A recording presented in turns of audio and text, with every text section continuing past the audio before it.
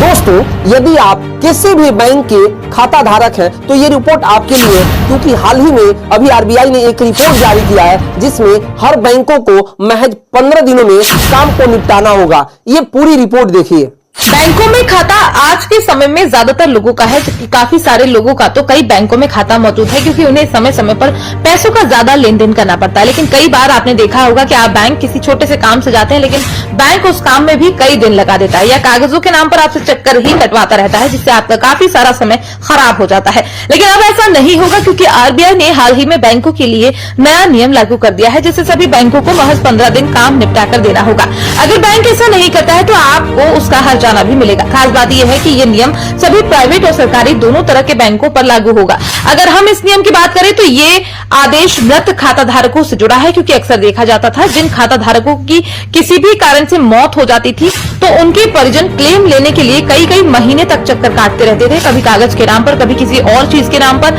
इससे उनका समय भी खराब होता था और आने जाने में पैसा भी लगता था। ऐसे में आरबीआई ने सभी बैंकों के लिए नया आदेश जारी किया है, जिसके अंदर कहा गया है अगर कोई भी क्लेम के लिए आवेदन प्राप्त होता है तो महज 15 दिन के अंदर उसे निपटाना होगा। अगर बैंक ऐसा नहीं कर पाता है तो उसे सालाना 4% के हिसाब से ब्याज देना होगा। हालांकि आरबीआई का नया आदेश 31 मार्च 2026 से लागू होगा, इसलिए इस तारीख के बाद अगर आप बैंक में भी इस तरह का क्लेम लगाते हैं तो उसे बैंक महज 15 दिन के अंदर पूरी तरह से सेटलमेंट कर देगा। हालांकि हम आपको बता दें कि क्लेम केवल तभी किया जा सकता है जब उस इंसान का बैंक खाता हो, उस इंसान ने आपका नाम अपने नॉमिनी के रूप में दर्ज किया हो। इसके बाद अगर उस इंसान की मृत्यु हो जाती है तो आपको अपने आधार कार्ड और पैन कार्ड और बैंक पासबुक के साथ जाना होगा, वहां पर आपको आवेदन करना होगा, साथ ही उस खाता धारक का मृत्यु प्रमाण पत्र लगाना होगा, जिसके बाद उस खाते में मौजूद पूरी राशि को आपके बैंक खाते में ट्रांसफर कर दिया जाएगा। हालांकि अगर खाता धारक ने किसी भी इंसान को अपना नॉमिनी नहीं बनाया तो भी उसका पैसा आसानी से लिया जा सकता है, लेकिन इसके लिए कोर्ट की मदद लेनी होगी, जिसके अंदर उस पैसे को केवल उसी इंसान को दिया जा सकता है जो भी इंसान की सारी संपत्ति का वारिस होगा।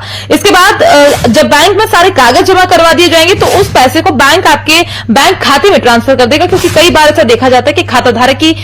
किसी भी कारण से अचानक मृत्यु हो जाती है, उसके बाद उसके बैंक के सामने संकट आ जाता है कि ऐसे इस पैसे को किसे दिया जाए। ऐसे में देखा जाता है खाता धारक ने किस इंसान को अपने बैंक खाते में नॉमिनी बनाया है, उसके बाद उसी इंसान को वो पैसा दे दिया जाता है, जिससे किसी भी तरह की विवाद की संभावना नहीं रहती। लेकिन ज्यादातर लोगों को जानकारी न होने के चलते वो कई महीनों तक बैंक में चक्कर काटते रहते हैं। इसलिए हम आपसे कहेंगे कि आप अपने दोस्तों के साथ हमारा ये वीडियो शेयर कर दें, जिससे उनको भी इस नए नियम की जानकारी हो सके और उन्हें भी बार बार बैंक में चक्कर न लगाना पड़े।